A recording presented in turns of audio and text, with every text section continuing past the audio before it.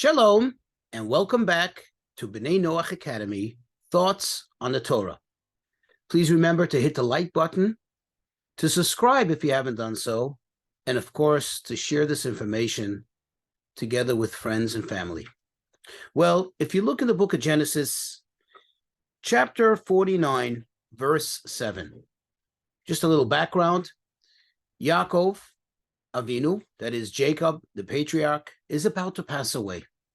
He calls in his sons, who, of course, are the heads of the 12 tribes, and they're all around his bed, and he talks to them. He gives them blessings. He also gives them a reproof, tells them off for some of the things they've done in the past.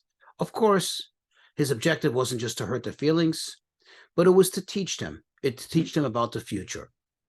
And every word of his, every message is very telling.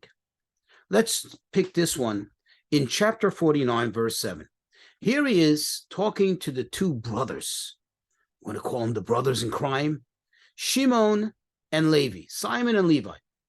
If you recall, they're the two brothers who destroyed, wiped out the entire city of Shechem when their sister was violated.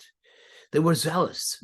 They actually took matters into their own hands. In fact, at the time, and now again, Jacob declares very emphatically that he was not in favor of what they did. In other words, had they consulted with him, they would have never done what they did. But what's done is done. And later, he also knows, and here he blames them, for being instrumental in the sale of his son Joseph. In fact, that was the case. They were the instigators.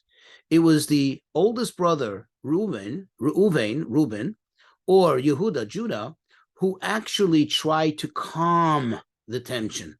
Reuben by saying, let's throw him into the pit. And Judah, who encouraged them all, instead of killing him, to just sell him as a slave, to just get rid of him.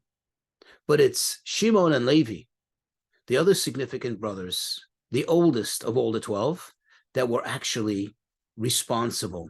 They were the culprits in this whole sale.